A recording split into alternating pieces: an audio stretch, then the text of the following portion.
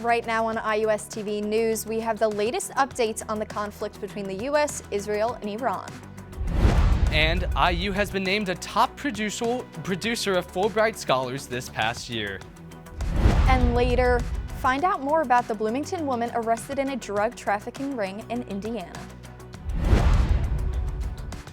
And speaking of weather, I'm wearing blue today because there will be a lot of rain coming this week.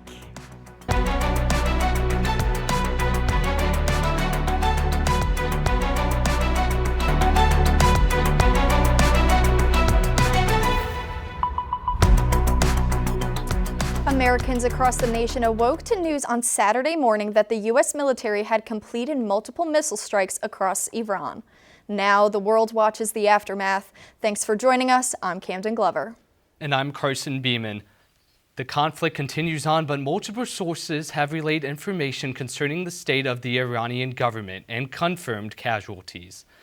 The update that brought the highest level of awareness was the conflict and the confirmed death of Iran's supreme leader.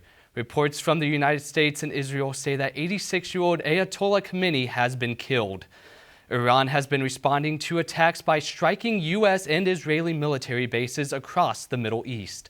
These disputes are regarding Iran's nuclear program and a long history of the Iran-Israel hostility. Will the current attacks completely destroy Iran's nuclear program? No. It is too deeply buried and fortified.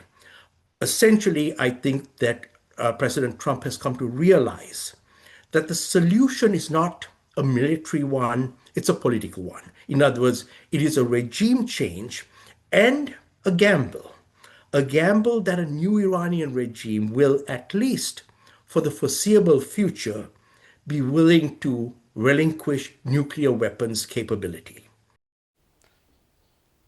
National sources expect continued retaliation attacks on both sides of this war, as well as global oil disruption. And while the conflict continues on halfway across the world, there are some here on IU's campus that are more closely affected by the war. Mike Badroff is now in studio with two guests from the Iranian Culture Club here at IU, Community Advisor Babrak Sarajah and graduate student Ladan Shojay. Mike. Thank you, Carson, and thank you both for coming to the studio to share your perspective on this conflict and what we don't know. I know the headlines are saying a lot.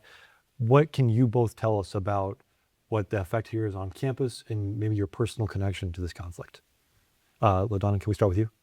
Sure. Thank you for having us. It's a great opportunity to just raise our voice, not as a people outside of the Iran, but be the voice of people inside of the Iran.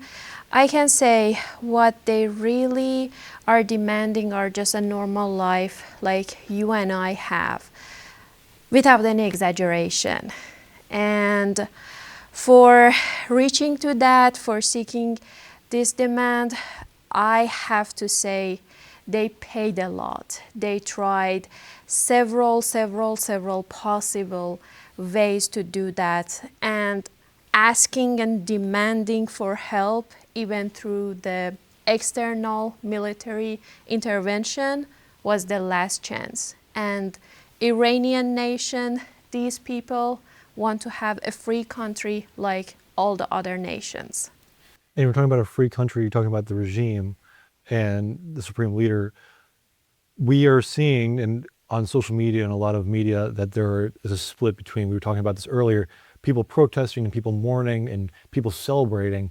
What can you tell me, Babak, about that separation and what the difference is between those groups? Yes, so I can say that by and large, of course, the regime has supporters inside Iran. That's how they're in power. Right.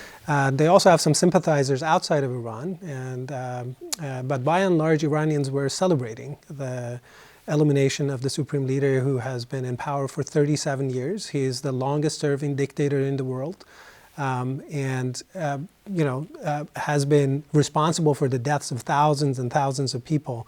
I was actually watching a little history of his life, and it was counting like 80,000 people directly or indirectly inside Iran, and of course, directing the country's resources and having even soldiers and Revolutionary Guards operating outside of Iran. And just 2 months ago, people were protesting in the streets in Iran, and unarmed protesters were massacred, slaughtered in the streets in a matter of a couple of days. And, tens of thousands of people have died. So this really shook the country. And I think a lot of people, and I see that, inside Iran and outside of Iran are, it's hard to say what the emotion really is, but I would say they're elated. At the same time, they're sad for all the sacrifice that it has taken to get to this point. And as you talked about this outside before, you mentioned the massacre that happened in early January. Yes. For a lot of us, especially me, reading those headlines on Saturday morning was a surprise that the U.S. had went to go attack Iran. Mm-hmm. What was that emotion like for you guys that the U.S. had intervened in your country's affairs? I know it's a loaded question, but sure. Odan, can we start with you? As you said, it's really complicated question, and what I personally experienced that as an Iranian person was a mixture of everything. I completely understand that. I experienced that war is not beautiful, without any doubt. But on the other hand, a sense of being hopeful came to me. I experienced that inside of myself because I felt like what people were asking finally is heard. Those people ask for help. Those people ask for support because they did more than what they were able to do. Thousands of lives, young lives like you and I, has been costed for that. It didn't work. So in that situation, what they can do rather than asking for help, for support, look at us, hear us. And Saturday morning that I woke up and I saw messages from some non-Iranian friends that, oh, war started, we are sorry for that, be patient, be strong, something like that. I was like, oh God, finally, we receive support. And it's really, really complicated that you just consider war, military attack as a support. Yeah. And this is exactly what this brutal regime did with us. Wow. Yeah, maybe I can sort of try to give you a sense of what this is, because it is very strange to sort of apparently cheering for, these bombs to come and help you and rescue you, right? I didn't know how to respond to this. Yes. And look at this. I've seen so many yes. different perspectives, but please. Yeah. But, so I'm going to use some analogy. It's like being taken hostage. Okay. So, and people in Iran, in effect, have been taken hostage by this regime for 47 years. They have tried all ways of that possible to get, to bring about change, to reform the regime through, whatever means, elections, whatever is happening inside the country, but and protesting and, and nonviolent, disobedient movements and so on. But none of it has worked. And you might say, okay, this is hard work, and we should just keep going. But especially in the wake of the massacre that happened in January, where only 8,000 documented, verified, people deaths have been registered, and then 12,000 more is under investigation by independent human rights organizations. But from accounts on the ground, it's like 30,000, 40,000. It's not. It's completely unimaginable or unthinkable. But then it's like just people are in a concentration camp, the size of the country. And what would you do? It's like, okay, so now there is force, there's help to come and rescue you and free you from this concentration camp. Thank you for sharing that perspective. I know there's a lot of headlines, a lot of people, things that people can read about this conflict and they can try to understand it, but there's a personal connection there. And if you don't mind me both asking about, you both have family and friends that are back in Iran. Can you tell me a little bit about what they're saying, what any communication? I know you've had communication, but can we start with you, Babak, about the no communication you've had?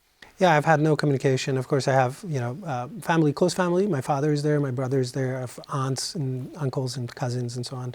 So before the strike started, I was able to communicate a little bit.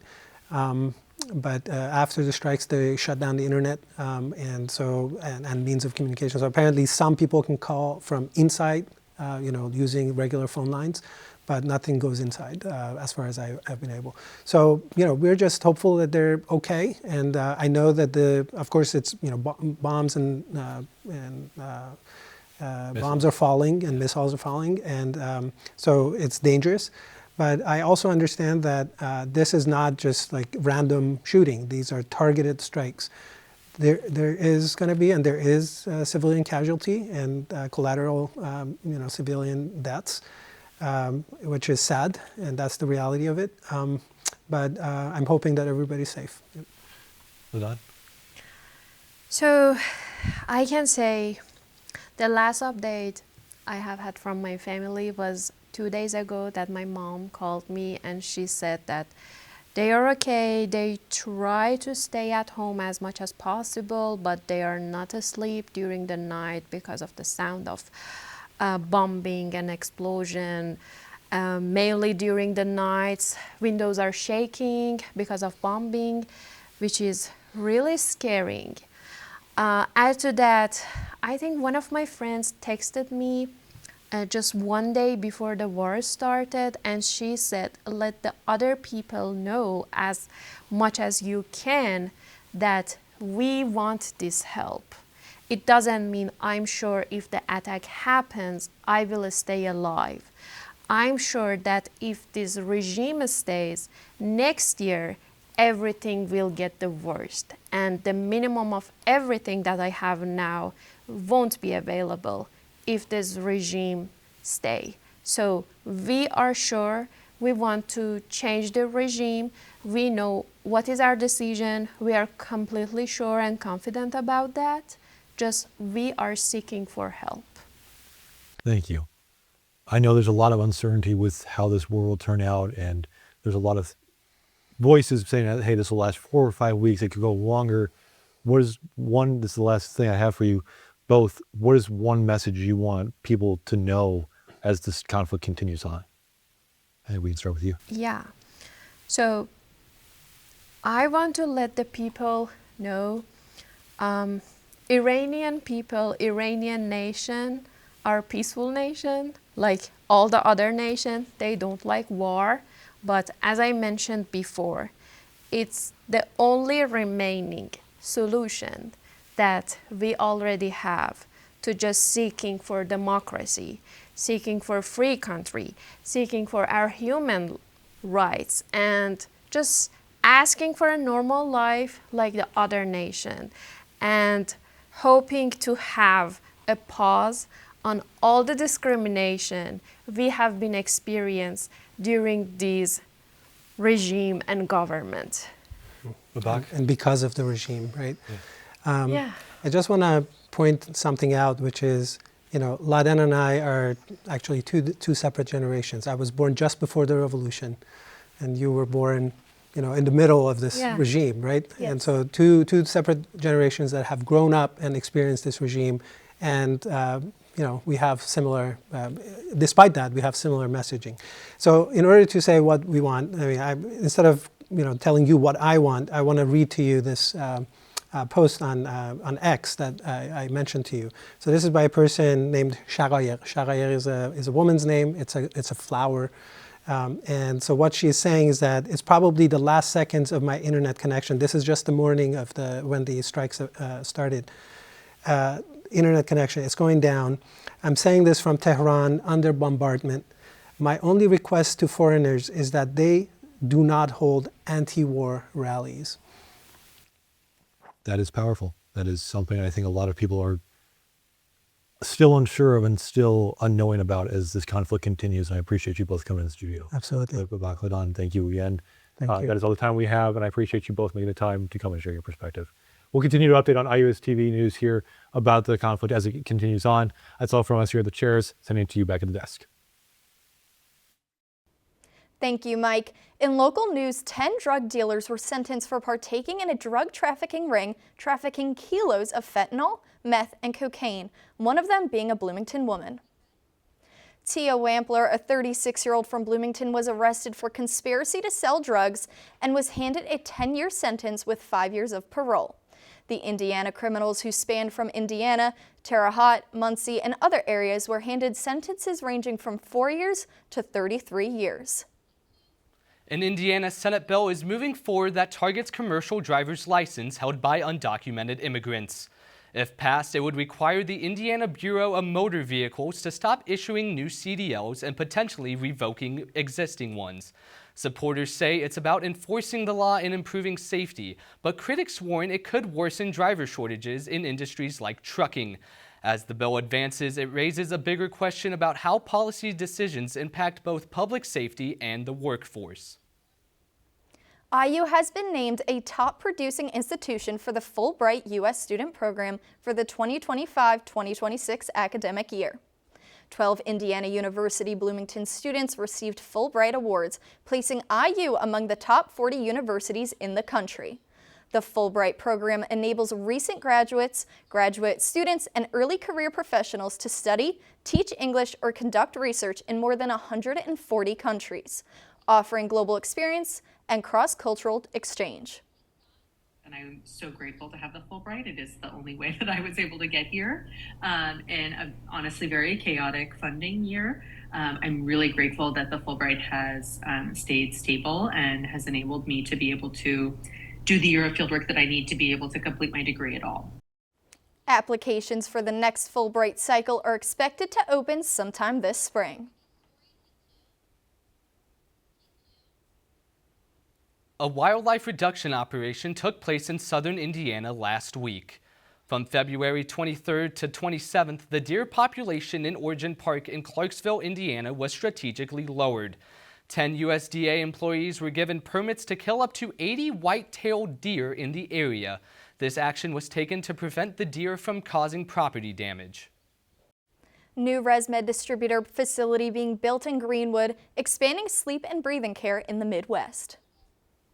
This ResMed distributor facility plans to bring over 100 jobs and new sleep and breathing healthcare technologies that use AI.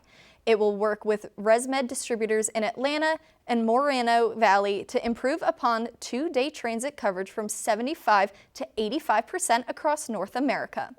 Dates for when this facility will be finished have not yet been disclosed. And we look at the weather outside here in Bloomington. Camden kind of feels like I'm watching a Batman movie right now. Not a lot of blue in that sky. Don't love to see it. Yeah, it's not looking great, but I forgot my umbrella this morning going to class, so I'm going to have to keep that in my backpack for the rest of the week. Lucy, what do you have for our forecast? Well, definitely keep that umbrella in mind because it's going to be very rainy this week. Today's temperatures were, however, looking a little bit warmer in the 40s and are expected to get warmer this week. Our morning temperatures were again in the 40s, but this is a lot warmer than the past weeks we've been seeing, so very excited about that. Coming up, we have lots of rain, lots of temperatures rising, and very, very cloudy weather. Thank you, Lucy. We'll check back in with you later. 55-year-old man Christopher Parentoni is behind bars for possessing child sex abuse material. Bloomington police officers found media stored in his phone with images of CSAM following a tip from the National Center for Missing and Exploited Children. He was charged with 9 counts of child sex abuse material, each a level 5 felony and one a level 6 felony. The investigation is still ongoing. Still ahead, IU is set to make a massive major upgrade in the musical department. But first, take a look at IU Student Radio's latest on-campus festival, which took a stance against ICE. Plus, how a new weather program is helping research on an international scale from the IU campus.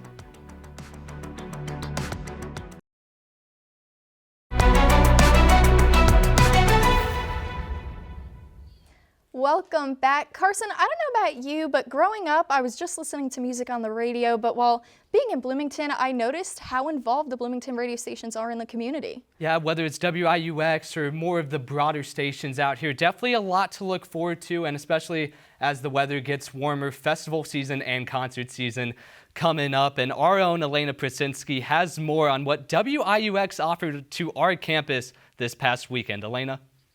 Thanks, guys. This past weekend, WIUX partnered with the 826, a DIY venue in Bloomington, for an anti-ice benefit show. Take a look.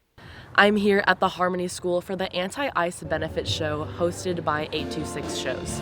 826 has partnered with other DIY venues and student organizations to help raise money for the Bloomington Alliance for Immigrant Rights. The proceeds of this show will aid immigrant legal and housing funds. While 826 Shows focuses on uplifting emerging artists, they also aim to use their platform to highlight the importance of community. I was able to talk to the co-founders of 826 Shows and find out what inspired them to host this event. It's been a lot of collective outrage within the community, and we all just wanted to find a way that we can contribute towards helping our immigrant neighbors here in Bloomington. So we all kind of banded together and organized this as a fundraiser. This event unites the community because it's centered around something everyone loves: music. Music is, the medium that connects others. In my opinion, I'm very passionate about music, and I think that any event, whether it be a protest or a benefit concert, can go out of their way to bring people together and, have a good time. This event is especially personal to co-founder Sammy Katz. Both my families are immigrants. My mom's from Mexico and my dad's from the Middle East. So it's very important to just recognize and uplift immigrant communities as a whole, especially those that are being disproportionately affected within Indiana or specifically Bloomington. To continue supporting immigrant communities, 826 coordinators urge people to donate and make their voices heard. Everyone can do something. For IUSTV, I'm Elena Prasinski. By the end of the night, the event raised over $2,000. All of the proceeds will go towards immigrant legal and housing funds. Guys, back to you. IU is greenlighting a $15.7 million investment into the Jacobs School of Music, funding major upgrades at the Musical Arts Center. The money will modernize stage lighting, electrical systems, and stage machinery inside the MAC. The venue hosts operas, concerts, and large productions each year. And these improvements are not only aimed at keeping performances running smoothly for students and audiences, but also to attract new partnerships that require modern stage technology. It only really does good towards the school, and a lot of motivation comes from the surrounding environment around you. So if that's updated and it makes you feel like you want to be there, then I think that more music students will be inclined to practice and take their studies seriously. The project will require additional approval from the Indiana Commission for Higher Education and the State Budget Agency. If you were looking up in the sky on Friday morning, don't worry, you did not see a UFO, but instead the new weather balloon program from IU's Weather Service Department. Our Mike Bagdrov has more about the program. Okay, let's everybody go. Countdown. 3, 2, 1, go! What you just saw was the latest research project from the IU Department of Earth and Atmospheric Sciences, launching student-made weather balloons to collect useful data in hard-to-reach places. Weather balloons collect information about temperature, humidity, pressure, wind up in the atmosphere where we don't have thermometers and instruments down here at the ground. So they give us... But as this really cool weather balloon goes 20 kilometers all the way up in the atmosphere, it's not just a cool club project. It's a global source of information on weather. This data will go into weather forecasting computers that are run by the United States, by the United Kingdom, by Europe, and hopefully improve weather forecasts as a result. But for the students that came to participate in this floating spectacle, this opportunity offers a glimpse into their professional future. It's super exciting. I mean, one of the things that really drew me to IU in the first place was the opportunity to grow the program, and this is a huge step to do that. I mean, this is what meteorologists do on a daily basis, especially at the National Weather Service. So to have this opportunity to do what the professionals do it's just a great opportunity to learn more about the profession I would like to go into in the future. The program has launched 3 balloons to date, and if you look up on campus, you might see something like this. 3, 2, 1, go!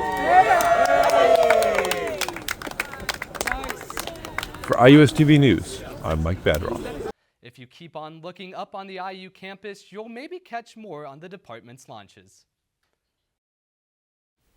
Carson and Lucy, I'm not sure about you, but between the snow last week and all the rain today, I'm not sure how to prepare for this weather in Bloomington. Yeah, I agree. You know, living in Eigenman Hall, having to walk 30 minutes almost in the rain, having to pack that umbrella, definitely not ideal. So Lucy, what can you tell us about the weather this week? Well, unfortunately for you, Carson, there will be lots of rain coming this week and probably not seeing a lot of weather balloons in the air.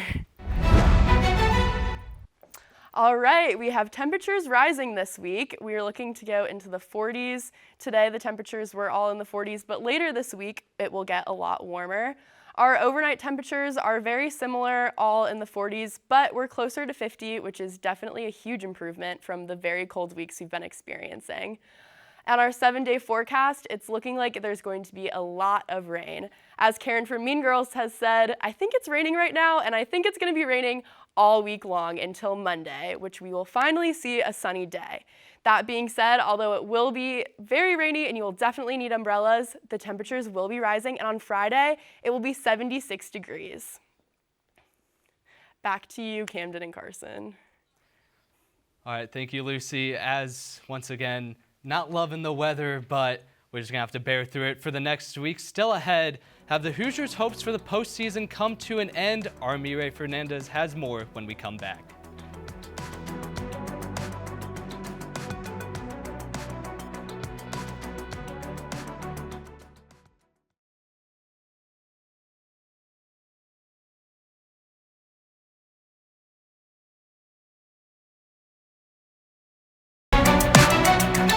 Despite 4 straight losses, there is still hope for the men's basketball team.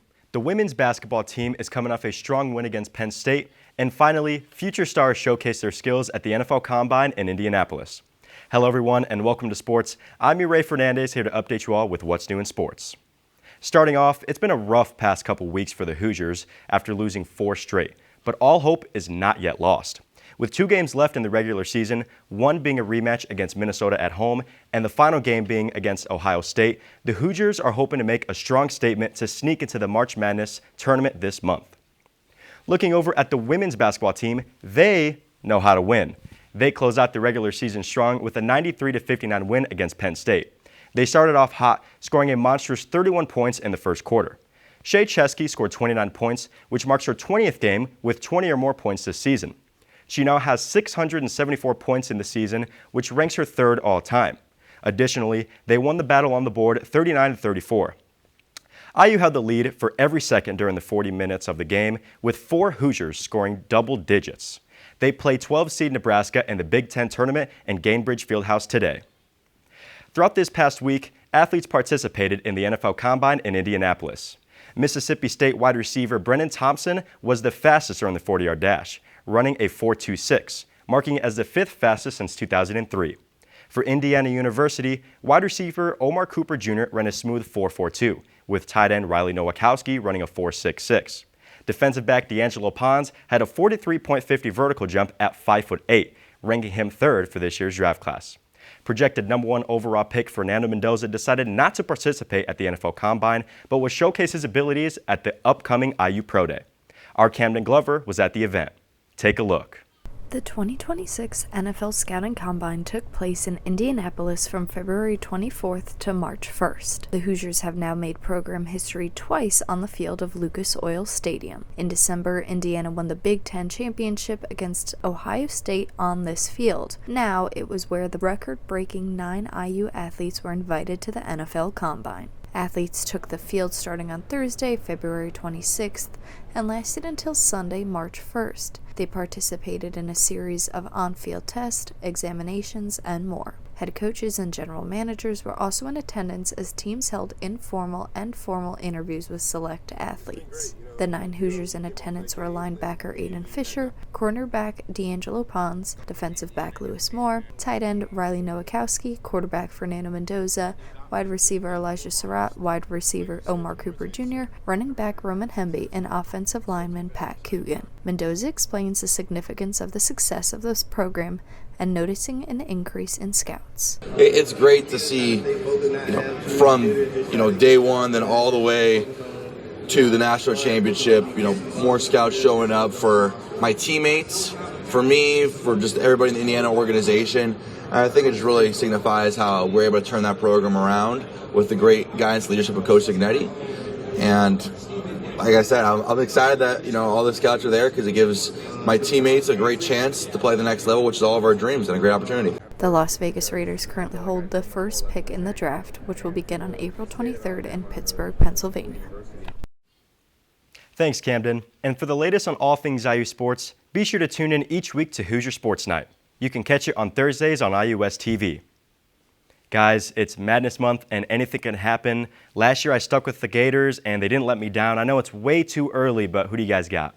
Me, Ray, I was going to go with Michigan this year. They were looking really solid, rolling through a lot of that Big Ten play, but a couple of injuries, especially in the guard position. I think I'm going to have to go over to Boozer and the Duke Blue Devils. How about you, Camden? Yes, Carson, I definitely agree. I love cheering on my Hoosiers, but I'm going with Duke as well.